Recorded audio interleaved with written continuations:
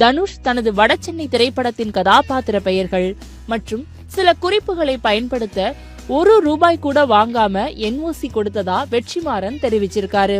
இந்த திரைப்படமும் வடசென்னை பிரபஞ்சத்தின் ஒரு பகுதியாகும். மேலும் சில நாட்களுக்கு முன்பு தனுஷ் விஜயின் ஜனநாயகன் குழுவினருக்கு இட்லி கடைக்காக அமைக்கப்பட்ட செட்டை எந்த ஒரு தயக்கமும் இல்லாமல் பயன்படுத்த அனுமதித்ததாகவும் தகவல் வெளியானது. இப்போது விஜய் சித்துவுக்கு இலவசமா NOC கொடுத்தது ஒரு பெரிய பரபரப்பையே ஏற்படுத்தியிருக்கு.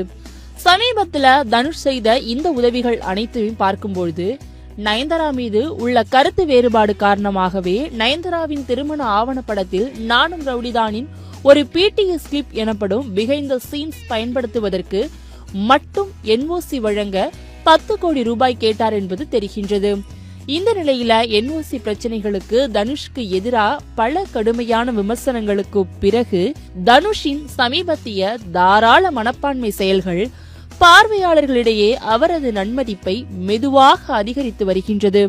தற்போது எங்கு பார்த்தாலும் NOC எனப்படும் நோ ஆப்ஜெக்ஷன் சர்டிபிகேட் என்ற ஒன்றுதான் அதிகம் பேசப்பட்டு வருது. இந்த நிலையில தனுஷ் செய்த செயல் தற்போது காட்டுத்தீ போன்று பரவி வருது. அதாவது பட்டி தொட்டி எங்கும் கலக்கி வரும் பிரபல யூடியூப் சேனல் விஜய் சித்து விளாக்ஸ் குழந்தைகள் முதல் பெரியவர்கள் வரை தங்களது நகைச்சுவையில் கட்டி போட்டு வைத்திருக்கிறார்கள் என்று சொல்லலாம். அந்த அளவிற்கு அவர்கள் பிரபலம்.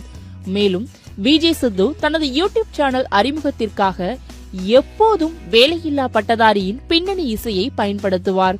அது கிட்டத்தட்ட அவரது தனி சிறப்பு இசையாகவே மாறிவிட்டது.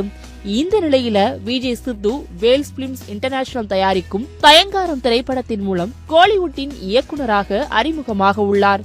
இருப்பினும் இந்த திரைப்படத்தை குறித்து ஒரு தகவல் பரவி வருகின்றது. அதாவது விஜய் சித்து தனது தயங்காரம் திரைப்படத்தில் வேலையில்லா பட்டதாரியோட பின்னணி இசையை பயன்படுத்த தனுஷிடமிருந்து NOC பெற முயன்ற போது தனுஷ் அதை தயக்கமின்றி இலவசமா கொடுத்திருக்காராம். இதனைத் தொடர்ந்து வெற்றிமாறன் இயக்கத்துல STR இணைந்து நடிக்கும் திரைப்படத்துல